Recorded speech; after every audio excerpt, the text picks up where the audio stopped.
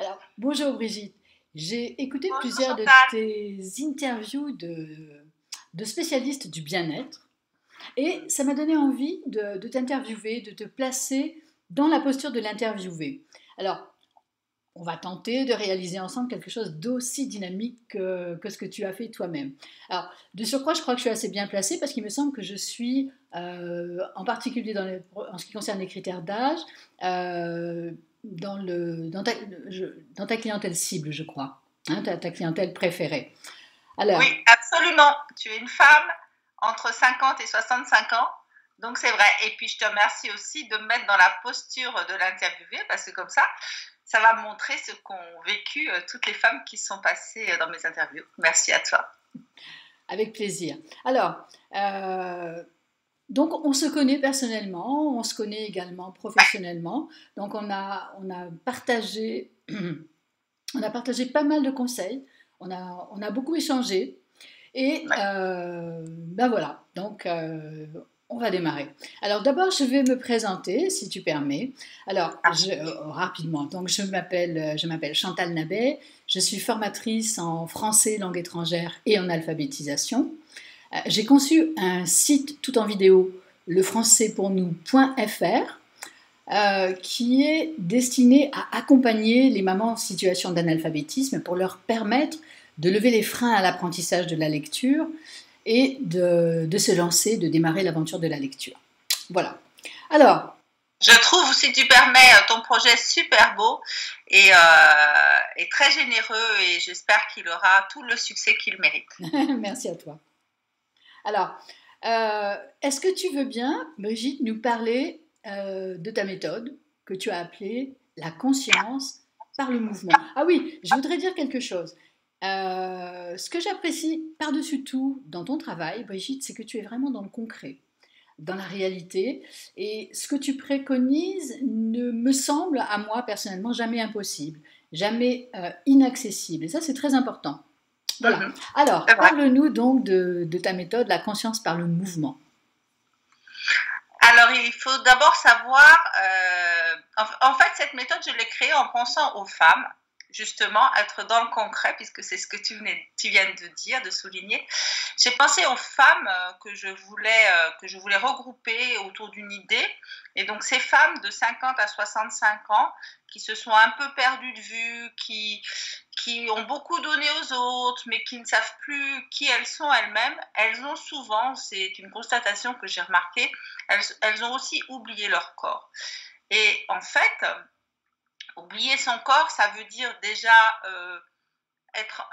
le rapport à son corps devient différent. Alors, il devient différent pour deux façons. On l'aime pas ou on peut continuer à l'aimer. Donc ça, c'est déjà une différence et sur laquelle la gymnastique en conscience peut jouer. Et puis la deuxième chose aussi que j'ai remarqué, c'est chez ces femmes-là, c'est que bah, elles ont un mauvais souvenir de la gymnastique, soit à l'école, soit plus tard, et elles n'en font pas. Et puis finalement, ça peut rester, au mieux, ça peut rester je devrais, mais je le fais pas. Au pire, c'est j'ai vraiment pas envie, bah c'est pas pour moi. Voilà. Oui, Et j'avais envie de je confirme. revisiter, j'avais envie de revisiter ce concept-là parce que en fait, les conséquences sont plus importantes que ce qu'on pourrait croire. Les conséquences sur la santé, les conséquences sur le vieillissement, les conséquences aussi sur la vie de tous les jours, parce que on a quand même des vies entre 50 ou 65 ans en général où on travaille, où on continue à être actif, et donc le fait de continuer à faire toutes les tâches qu'on a à faire dans la journée, avec ce vieillissement-là, la ménopause, et puis après le vieillissement dû à l'âge, on n'est plus aussi résistant. Donc si on ne se préserve pas, on risque vraiment de faire des choses, on risque d'aller au-delà de ses limites et le corps risque d'en souffrir. Voilà. D'accord, d'accord. Et justement, est-ce que tu avais l'intention, oui, est-ce que tu as l'intention de nous parler du vieillissement, on va dire du mûrissement? qui est plus sympathique. Mais bon, c'est vrai qu'il s'agit de vieillir en fait, hein. Alors, Et tu aimes bien prendre des vieillir années, et bien vieillir surtout, parce que voilà, effectivement, on ne voilà, viendra pas. Le jeunisme de nos sociétés est quelque chose qui est difficile. Donc, à un moment donné, il faut savoir que oui, on va vieillir et que c'est comme voilà. ça. Alors, de deux choses l'une, où on est en déni, où on est en bagarre contre ça, mais ça ne va pas changer la donne. C'est quelque chose qu'on ne peut pas changer. Donc, Alors, l'accepter et bien le vivre, c'est ce que je propose dans la méthode. justement, qu'est-ce que tu proposes par rapport au fait de vieillir tout en conservant son équilibre en fait? Oui, alors de toute façon, la plupart des exercices que je vais proposer, c'est de la gym douce holistique qui va intégrer des mouvements de yoga, de tai chi et de pilates. Voilà, Oh là, c'est un moi petit ça me peu fait ça. peur ça.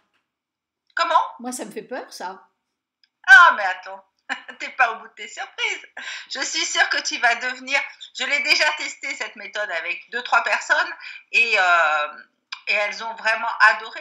Elles se sont remises toutes seules au sport. Donc, tu vois, t'es pas au bout de tes surprises, même Chantal, la réfractaire. Alors, pour répondre à ta question, donc bien vieillir, et bien déjà, c'est s'occuper de toutes ces articulations et les faire bouger au maximum de leur amplitude, de ce qu'on peut faire, pas de ce que quelqu'un nous montre. C'est pas de reproduire un mouvement qui est intéressant, c'est de faire le mouvement qui est juste pour soi. Voilà, c'est ça qui me semble intéressant à faire pour, les personnes que je veux animer en fait. D'accord. Est-ce que tu peux donner un exemple simple pour qu'on comprenne bien ton propos? Un exemple simple. Si moi, je suis capable de mettre mes épaules et mes bras derrière la tête, Oui, tout le monde n'est pas capable de le faire. Et je d'accord. montre le geste, je fais le geste. Ça, il y a peut-être des exemples plus simples, mais je pourrais pas, ça serait pas visible. Voilà, il faut qu'on le Si voit à la quelqu'un caméra. en est là, ben pour lui, il en est là. D'accord. C'est pas grave. Très bien, On peut monter les bras là, mais on peut aussi les monter là. Et il y a toute cette amplitude-là qu'on peut gagner. c'est clair. Est-ce que c'est plus clair pour toi? Tout à fait, tout Voilà. à fait. C'est bon. Alors, ensuite, euh, la vie fait qu'on a accumulé une somme importante de tensions euh, et on ne sait pas toujours comment les libérer. Comment Oui, faire en fait pour libérer les... Comment on va faire pour libérer les tensions du corps? Parce que ça s'accumule quoi finalement. oui. Alors, la vie nous a donné beaucoup de tensions Comment et changer ça? elles se sont inscrites dans notre corps. Et donc, c'est l'image qu'on a du corps qui s'est déformée. Ce qu'on appelle le schéma corporel s'est déformé. Et donc, on n'a plus tout à fait conscience de ce qui est ou de ce qui n'est pas, à moins de toujours se regarder dans la glace. On peut avoir une épaule plus basse que l'autre et pourtant se sentir totalement en équilibre. Oui, Mais c'est ces mouvements-là qui vont faire que, en connaissant son corps, en se l'appropriant, on va pouvoir se dire que là, il y a une tension, la connaître et peut-être la lâcher. Mais avant de pouvoir la lâcher, il faut d'abord savoir exactement là où elle se situe. Parce que d'accord. si c'est Ça veut diffus, dire, si on ne sait pas, on ça ne veut peut dire pas. que je vais faire mon propre diagnostic, c'est ça? Je vais Tu dire, vas alors, être capable d'être de plus en plus précise mhm, sur la localisation des tensions.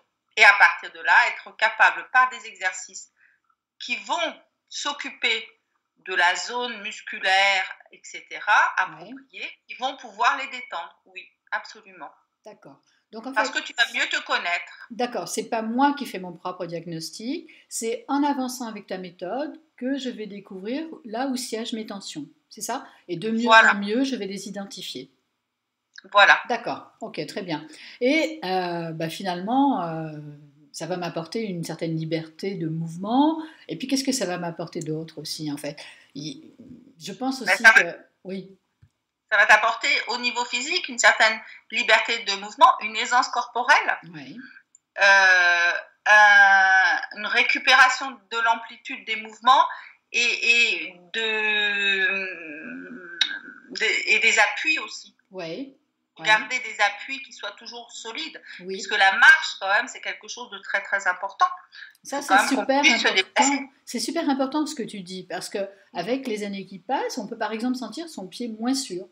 Tu poses ton Voilà. pied, je sais pas moi, moi je vis dans le Midi, je vis à Marseille, et donc je vais dans les calanques. Et dans les Mhm. calanques, eh ben, avec les années, je m'aperçois que mon pied est moins sûr. Donc en fait, ça me paraît super important pour moi, et puis pour plein d'autres gens, de pouvoir récupérer cette sécurité au niveau de la Bien sûr, marche, par exemple, tu vois. bien sûr. Mm. En fait, ce qu'il faut savoir au niveau de notre corps physique, c'est on peut déjà quasiment tout récupérer. Il y a, il y a des choses qu'on ne récupérera pas comme un jeune de 20 ans, c'est la force et c'est la vitesse. On ne courra pas le 100 mètres aussi vite qu'un jeune de 20 ans. Mais bon, est-ce qu'on a besoin de ça à 50 ans Oui, et pas à plus? forcément. Ah non. Donc voilà, on n'ira pas faire ça. Ok, très bien. Alors, les os, et puis c'est vrai que quand on s'approprie son corps, on peut aussi commencer à le connaître et peut-être à l'aimer. Donc là, Mhm. on va ouvrir les possibilités.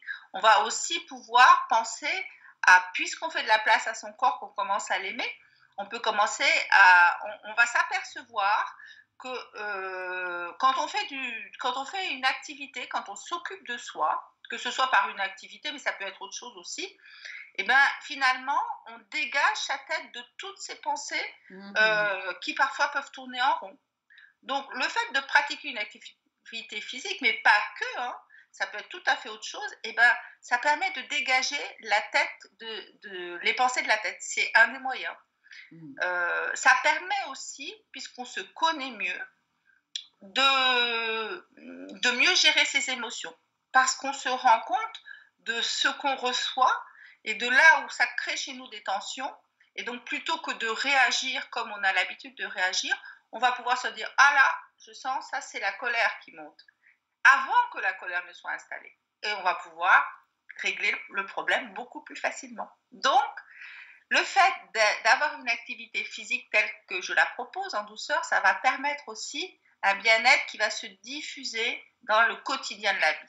Parce qu'en fait, quels que soient les programmes que je propose toujours un chemin en douceur et dans le quotidien, qui puisse s'insérer dans le quotidien.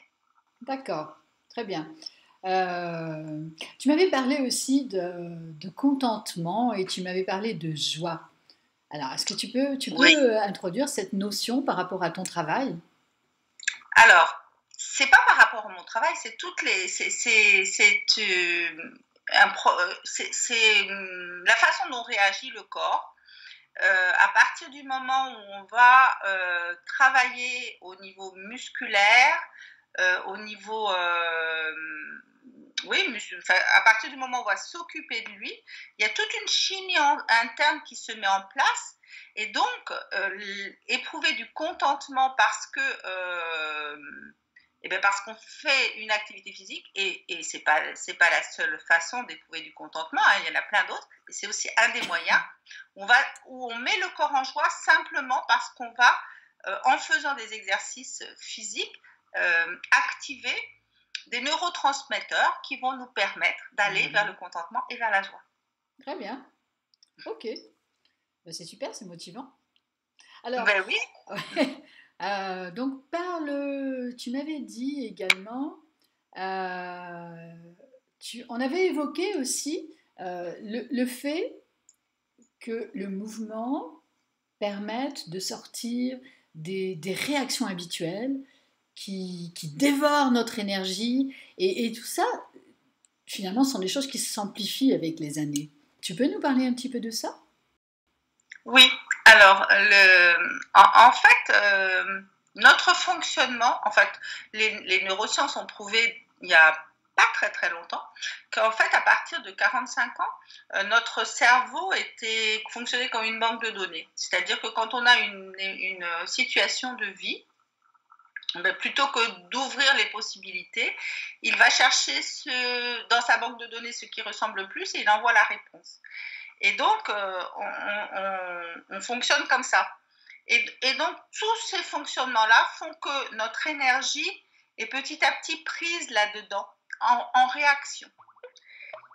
Et en fait, faire machine arrière, ça ne sert pas à grand-chose, mais se créer de nouvelles habitudes fait que là, le cerveau, il n'a pas de réponse à donner. Donc, il est obligé, entre guillemets, de ne pas réagir comme il a l'habitude de réagir. Et donc, on récupère par là de l'énergie pour se faire du bien à nous et pour pouvoir effectivement changer ce qu'il nous semble important de changer. D'accord. Ok. Alors, donc le mouvement, donc c'est évidemment fondamental dans ta méthode, hein, parce que tout est axé sur le corps, donc c'est très très important. Si je peux t'interrompre juste 2 secondes, c'est parce que je me suis rendu compte que des méthodes de développement personnel, il y en a quand même beaucoup, et qu'on peut aller chercher en fonction de qui on est et de ce qui nous parle. Beaucoup de méthodes différentes et de personnes différentes qui sont très très bien. Et j'en ai testé un certain nombre, croyez-moi. Mais ce que j'ai remarqué, c'est quand ils nous parlent du corps, c'est très vague, quoi. Et puis souvent aussi, on mélange le corps, les sensations, les ressentis. Non, c'est pas la même chose. Il y a le corps, les tensions, les ressentis, les sensations. Tout ça, c'est bien identifié. Et je pense que si on travaille sur son corps, tout ce qui est changement qui est proposé dans les méthodes de développement personnel, on gagne encore un cran. On va à un niveau au-dessus. On a une analyse qui est beaucoup plus fine, beaucoup plus percutante. Oui, mais ce que j'aime bien aussi dans ta méthode, dans ton approche, c'est que tu passes véritablement par le corps mais tu te contentes pas de passer par le corps. En fait, tu fais tout un travail. Alors, tu dis que c'est pas le corps, c'est pas les émotions, etc. Mais finalement, tu relis tout ça. Tu relis le corps aux réactions, au mental, que sais-je encore. Donc tout ça c'est relié et c'est une des dimensions que je trouve très intéressante dans ton travail. Oui, parce que la vie elle est une. Donc on ne peut pas faire des secteurs. On a une vie, elle est globale. Et en fait, notre ressenti, il est global aussi. Quand on dit qu'on est bien, quand on est heureux ou quand on n'est pas bien, c'est global. On peut pas, enfin si, on peut dire c'est plutôt ça, mais c'est du global. Quand on n'est pas bien dans un endroit et qu'on n'est vraiment pas bien, ça va déteindre partout. Donc en fait, et en plus, j'ai quand même conscience que les personnes ont de moins en moins de temps pour elles.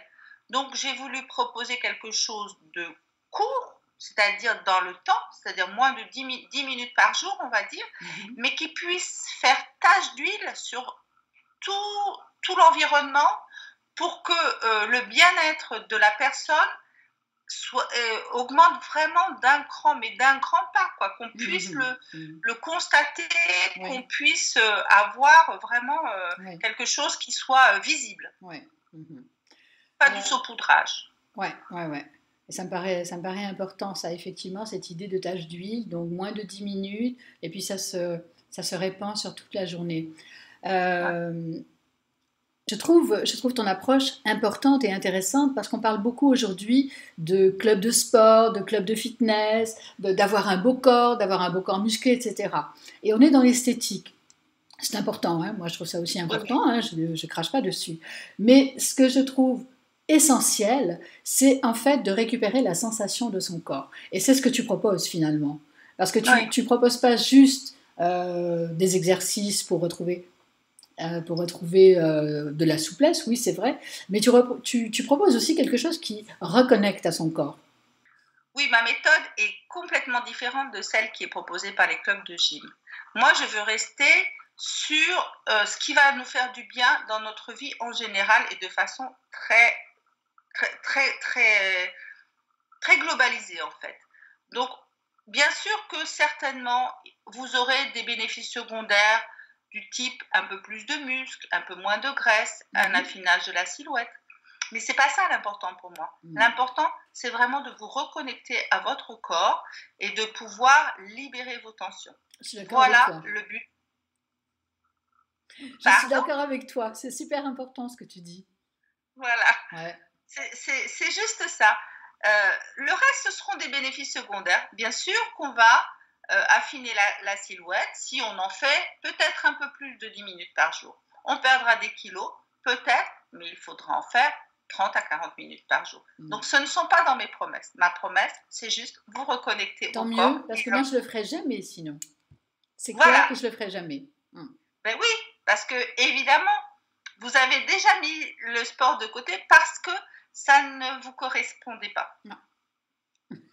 Donc voilà, c'est toi, Chantal, ma femme idéale pour venir faire mon programme. Voilà. Avec joie. Ok. Ben, très bien. Alors, est-ce que tu vois autre chose à ajouter?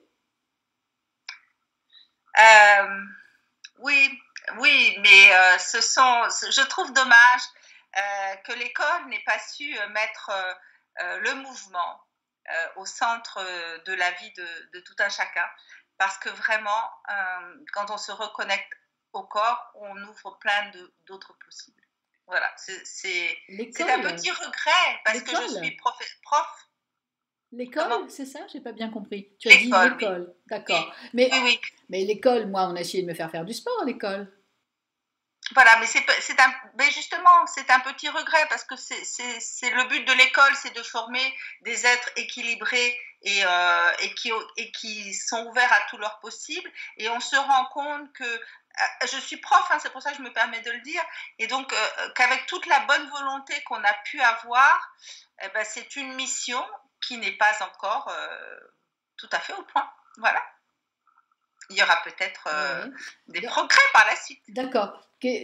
Tu peux nous en dire légèrement plus, parce que moi je reste un petit peu sur ma faim là, parce que je faisais partie de ces élèves, de ces lycéens, de ces étudiants qui détestaient la gymnastique et les heures de sport. Ah.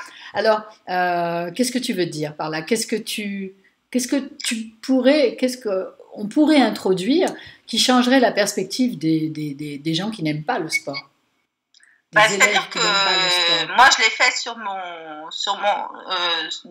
dans ma vie d'enseignante.